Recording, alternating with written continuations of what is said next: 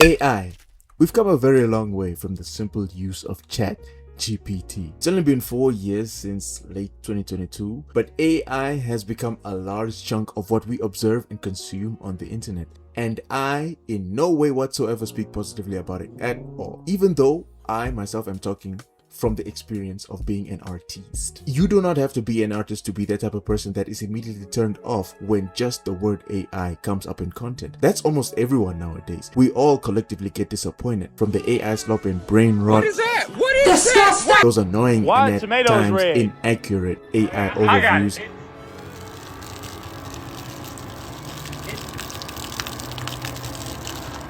They're blue. And the videos, the AI videos are just deceptive sometimes. Believe what you want to believe, Jack. Believe what you want to It's believe. crazy, it's getting out of hand.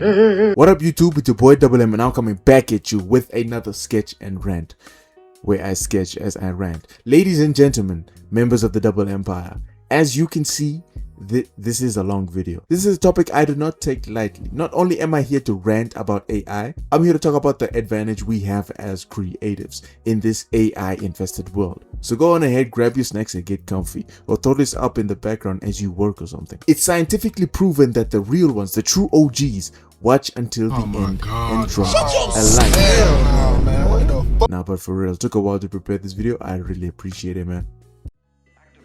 We all know how we as artists felt when AI really started to kick off, primarily due to the rise of AI art.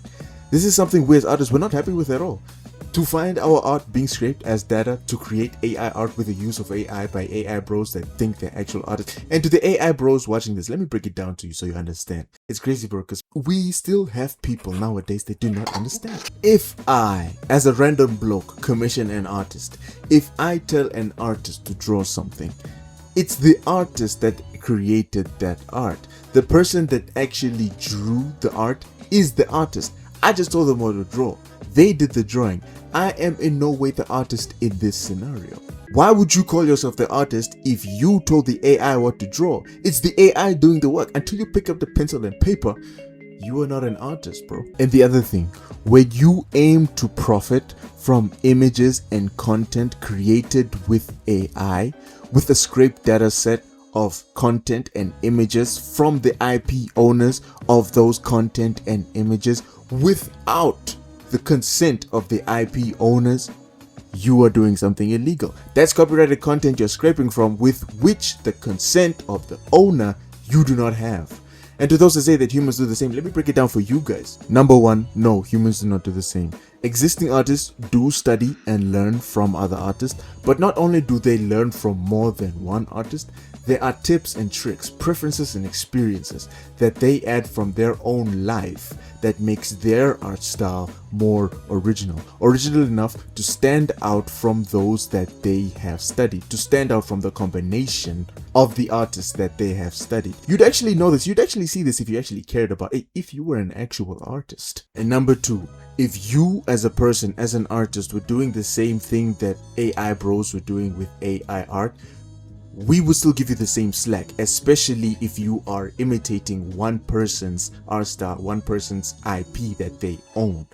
Listen, unless you as an artist are staying in the bounds of what is allowed by the style owner, by the IP owner, and you clearly state that you are drawing in the style of the owner, you'd still be doing something illegal. At the very least, that's what I think. Like, that's at the very worst. At the very best, why would you want to be known just as someone who draws like someone else? You wouldn't want to make a name for yourself. All you want to be known for is being that guy that draws like someone else. I'm not gonna lie, those are crazy levels of glazing. You getting higher scores than Rico from Mortal Kombat and Starscream from Transformers. This glazing is unmatched.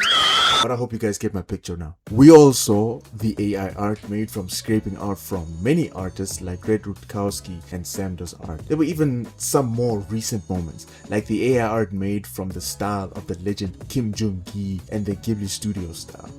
This is something we all saw and we all remember.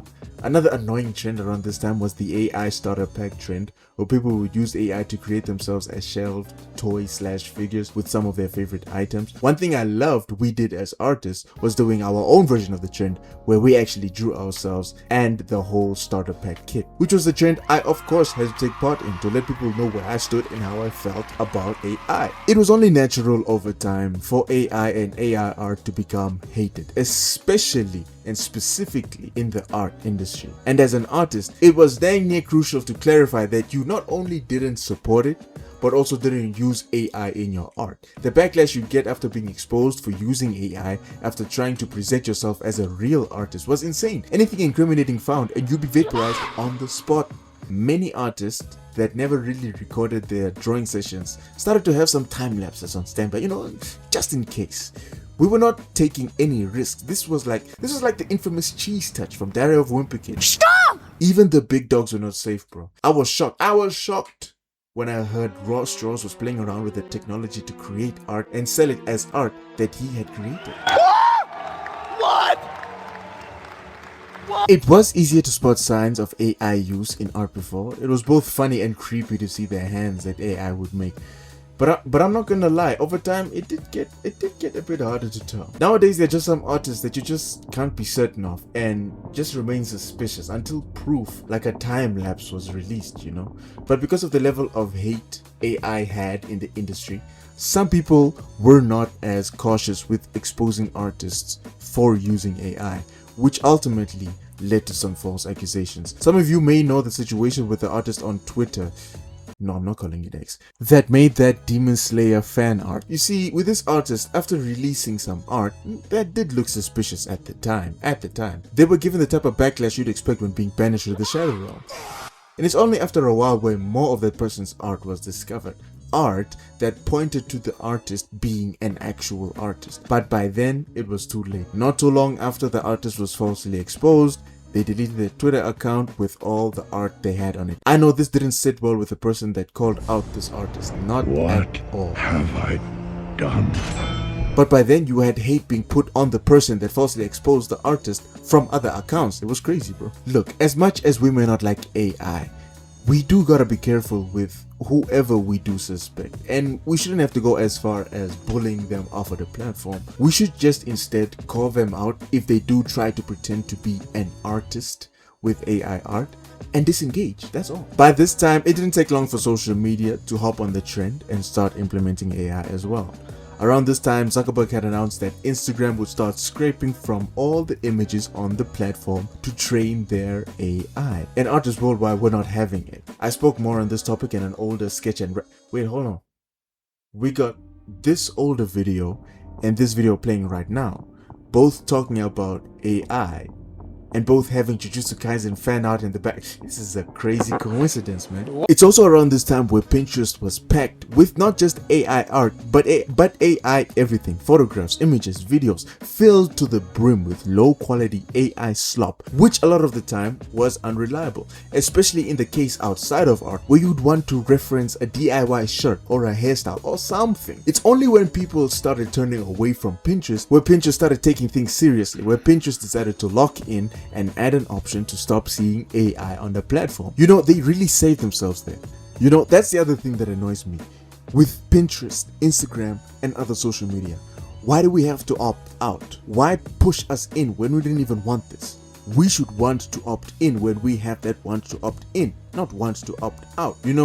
Besides social media and their business choices, there were other moments that not only artists looked at people using AI with disgust and disappointment. It was disappointing seeing studios and companies use AI to make movie and series posters. I know no one was gonna watch Secret Invasion, but that AI poster was probably the final nail in the coffin. And Coca-Cola probably thought they were slick when they released that Christmas ad, that Christmas AI ad of theirs. How do you make a move so bad you lay it up for your ops? I know Pepsi sales probably soared through the roof. And how can we forget the more recent event, Disney's decision to allow users to generate AI content on Disney+.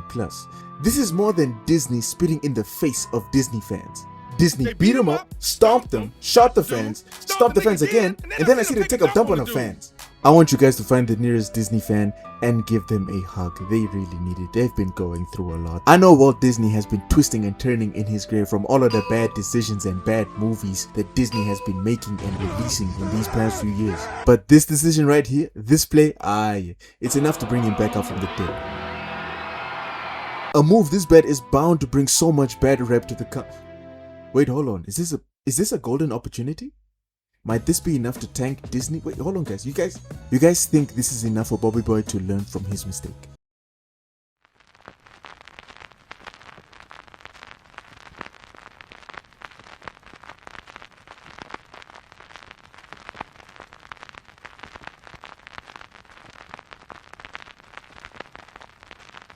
Early on with the introduction of AI, people were laughing and pitying the artist, cause it was us that made the loudest noise about it at first.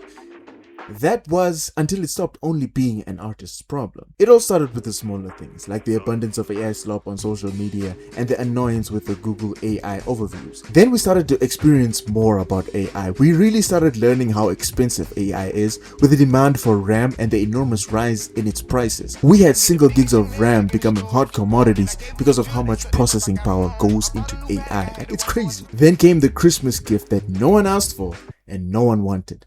Twitter now has an option of editing any image posted on the platform with Grok, the AI used on the platform. Anything you posted on there could be taken, edited and changed and reshared without your permission. Naturally, artists were not happy. Even the big dogs like Boichi, creator of Dr. Stone, decided to stop uploading their art on Twitter. But let me repeat myself. Anything you posted on there could be edited, not just art, anything.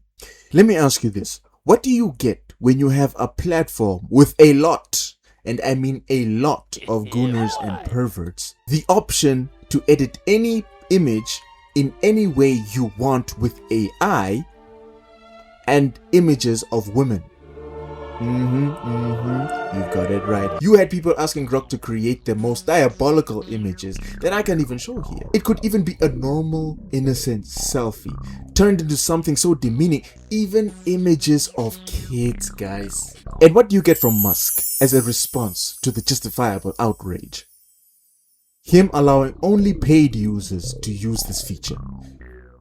Yeah, okay. At first, people thought it was only creative jobs that were threatened due to the rise of AI art and all that, until more than just artists were getting laid off. Even some in the tech industry like graphic designers and software developers were not safe. Everyone is not safe. You hear companies left, right and center making giant layoffs just because they prefer the speed and ease of using AI. This continues, unfortunately, still to this day. And you think that's the worst of it until you actually find out more on the cost of processing AI and making it function. The rise of RAM prices sounds like child's play when you actually see the levels of pollution created just for a few simple prompts. Neighborhoods where AI stations are set up experience unlivable and unbearable atmospheres and toxins due to the levels of pollution. Power bills skyrocket similar to RAM prices because of the demand of electricity needed to process AI and the humongous amount of fresh water that, instead of being given to those that may need it, is wasted on these stations just to cool their system. It's going through all of this and doing research for this video where I thought to myself, why AI? Do we really need AI? Was there ever a drive, a need, a demand for it before it started being a thing? It's hard to think of it positively when looking at all I just said about it. It's not even something AI companies profit from. Looking at the cost, it's also way too expensive for them. 14 billion is a big number. Someone asked, why don't they ask ChatGPT what to do? You guys are not silly. Now look, I don't want to dive into conspiracy theories of where AI will be in the future and all that. No. Number one, I don't want to talk about AI like I have a degree in the matter. I do not have a degree in the matter. I implore you to do your own research. And number two, what I'm talking about now is something I see that is happening now and something I feel we should all be focusing on. Look, even after all the bad that I've said about AI, it makes no sense to blame AI for what's happening right now. That's like blaming a gun for committing murder in a shooting. Yes, a gun is designed to cause harm and kill, But who held and used the gun? Who did the crime? We should instead focus on those at the top, those with companies cutting employees and investing in AI, those making these software decisions that push for AI, those leading the production of these AI companies and what they're doing to keep AI operating. I'm not gonna lie, after saying all of that, I feel like I do have a target on my back. And for no reason, I just want to state that I am in my complete sound of mind and am not suicidal. But even with our focus on the right people, it still helps to understand what AI is doing today and what it's capable of. Besides the pollution being a bad thing, it has also been proven over time to dull cognitive activity. Cognitive offloading is a term described as an action of giving mental and engaging tasks to be done by AI, which over time weakens you and makes you dull. And yes, I feel you can argue the same about other technology that we have in our lives that do make some things easier, but because of how powerful AI is and the rate of cognitive offload it is doing, I feel it cannot be ignored. What I want to stress on is AI and how it works results in you not being able to rely on yourself, to think for yourself, to move for yourself on the most basic things that make you you. Besides the actual brain rot that gets posted, AI over time does eventually rot your brain. Yes, there is a lot of bad that is happening with AI, and I'm not gonna lie, it doesn't look like we can easily eradicate AI at the snap of our fingers. It's crazy to think how something that didn't really have a demand has deeply worked its way into our lives. It's crazy to think about. But my goal with this video is not to leave y'all in this mood of doom and gloom, but to show you the value you have as a person and the golden opportunity we have right now. One thing I've noticed, especially in the animation industry, is a stagnation to decline in mainstream animation and the growth of indie animation. This isn't particularly an example, a direct example of an effect of AI, but it does show what we should aim and strive for as creatives. You can't ignore the rise of indie animation, where mainstream studios choose to play it safe with lackluster content relying on sequels and nostalgia. I swear I had it when I saw Toy Story 5 and Ice Age 6 being announced. Indie studios choose to experiment and thrive. Lackadaisy, Hell of a Boss, The Amazing Digital Circus. These are some of the many IP from indie studios that have gained millions of views and engagement. A lot of what mainstream studios have that industry studios don't have are shareholders and executives that think profit first above anything. These are the guys that make safe bets on what has already worked to ensure their pockets get full. These are the same guys that make directive changes on what makes an IP valuable just to keep their pockets safe. And these are also the same guys that see the ease in AI and decide to invest in it while cutting many of the workers off. The main difference between the mainstream and the indie is the people in these studios, particularly the decision makers. The profit-focused executives, being the decision makers in the mainstream studios, don't have the drive, the know-how, and the love for creating. They make decisions only for what they care for, profit, and turns out that which they lack is what makes quality art, quality content, quality IP, that which the indies have. I personally see the scandal of mass layoffs, especially in the creative industry, but can also potentially happen in other industries, as something that isolates the money-focused and gives power to the people with the actual know-how and the ability to create content actual humans can relate to. Moving forward, we'll be able to tell the difference between the companies that don't really care about what it is that you're looking for and are just in it for the money, just in it for the profit, from the companies that actually do care about what you are in for, that do actually have a love for whatever it is that you are engaging in, a love for the game. Before I go on further, let me put you all on a reel that points in the direction of what I'm saying. Porsche made an ad that is 100% human made. It is beautiful, but you know what it shows? It clearly shows that generative AI is made for poor people and the arts are only for the rich. So let me explain. I want to talk about this ad because it clearly shows the movement that is happening. We have been seeing this agenda of generative AI. You have to use generative AI because that's the future of work. You have to use generative AI so you're not left behind. But honestly, as an AI ethicist, what I can see is that generative AI is being pushed to poor people while rich people are making it super duper clear that they are not touching it. And this ad made by Porsche is a great example because they are showing to the rich audience that they don't have to worry because they will still be human. They will still be artsy. They will still have soul. But the interesting thing here is that when you take, for example, a brand like Coke, just a few weeks ago, they also released a Christmas ad, but that one was AI generated. It was full of AI slop. It was honestly horrible, but they did it because to them, they don't care about whatever they push. They just want to sell. And I think this is showing a bigger movement that the content that is created for the masses will be AI generated. So underprivileged people will write with AI, they will read AI, they will consume AI, while rich people will put their kids in schools that don't have tablets, that don't use generative AI, and that are discussing philosophy and culture and art. And what will happen with that is an increase in the divide. Rich people will get smarter and underprivileged people will get dumber. They will get dumber because they will be fed generative AI crap that will not be stimulating to their brains. And the more propaganda that is pushed that you have to use generative AI because if you don't, you're going to lose your job, because if you don't, you're going to be left behind, the more that we're normalizing this divide because this propaganda is only being pushed to the masses. The rich people don't have that happening. Shout out to Katerina. Make sure to follow her on Instagram. When we compare human-made content to AI-made content, most AI content honestly does look more polished and refined. But what it lacks is what is found in human-made content. The parts of it that makes it look less polished, less refined, has a quality to it that makes humans love, appreciate, and connect with. That's the personality seen in human-made content that gives it value. That's what makes people stay to take in. With an abundance of AI slop and AI content comes an annoyance to it, which we can see nowadays whenever the topic does come up. But what also comes is the high value in human-made content. The other thing with AI and how it works now is that it is designed to learn and absorb data from people and perform like people at higher levels, creating something that outputs work at a large scale at a simple press of a button.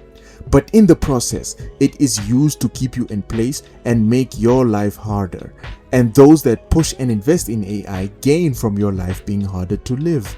You are what they profit from as they step over you in the process. And they are stepping over you in this process. You have the value they want. When engaging with AI, there is a level of ease that it brings, an ease with which comes no pushback, an ease that makes it hard to think or do anything for yourself, an ease that makes rebellion difficult, an ease that keeps you in place while those at the top take what they want from you. While on the opposite hand, it's adversity, challenge, and risk that results in growth and development, the type that gives you back control of your own life and gives value to your life. The value you have comes from your own personality, perspective, preferences, style, creativity. Your human touch will continue to gain value as others dive into AI. This is your value that develops over time and gets strengthened and refined, giving you control of it. AI stands in the way of this. At the end of the day, all of this is easier said than done. It's not as easy as it used to be to do things like get a job or get engagement. And as much as I may be giving indie animation the praise above mainstream animation, indie animation still has its own risks, especially the risk of starting an indie animation studio with a small team. And not only does AI look like something we can't just stop or completely eradicate at the snap of our fingers, AI has really been worked into our lives and it is something a lot of us are still used to using.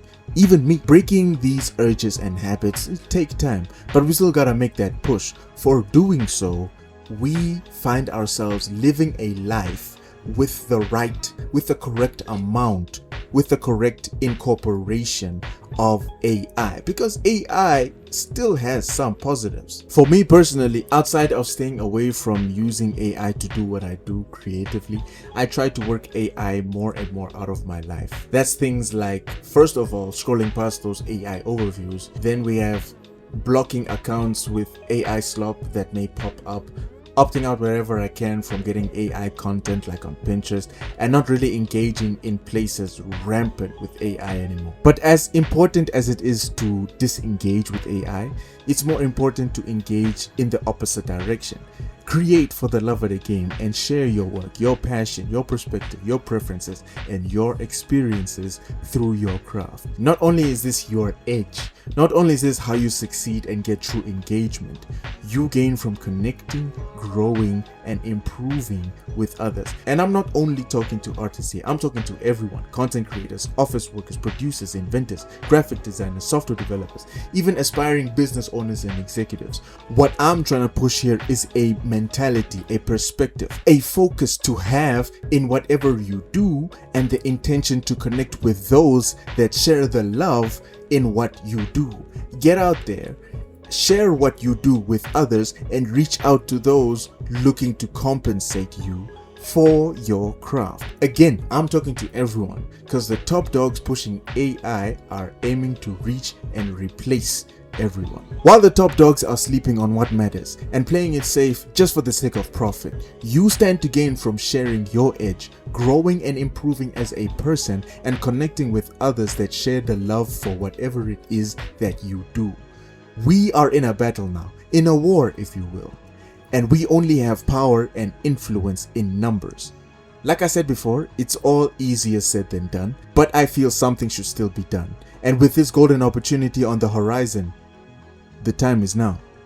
But that's enough from me. I hope you guys find what I have said useful, helpful, encouraging, inspiring in any way, shape or form. If you guys have your own thoughts that you want to share, if you agree, if you disagree, if you have something you want to share, go ahead and share it down in the comments. Let's have a discussion about this to show you are a real one. While you're down in the comments, because you made it to the end, to show you are a real one, go ahead and drop in the comments hashtag for the love of the game. Only the real ones will know. All the others in the comments probably going to be confused. Why are so many people commenting this? But that's how I know you're a real one. While you're down there, make sure to drop a like if you enjoyed the video and if you enjoyed the art that was being drawn in the background, and hit the subscribe button to join the Double Empire. I want you guys to share this video with others. We all have to see this golden opportunity. But for now, God bless, and until next time, Double M out.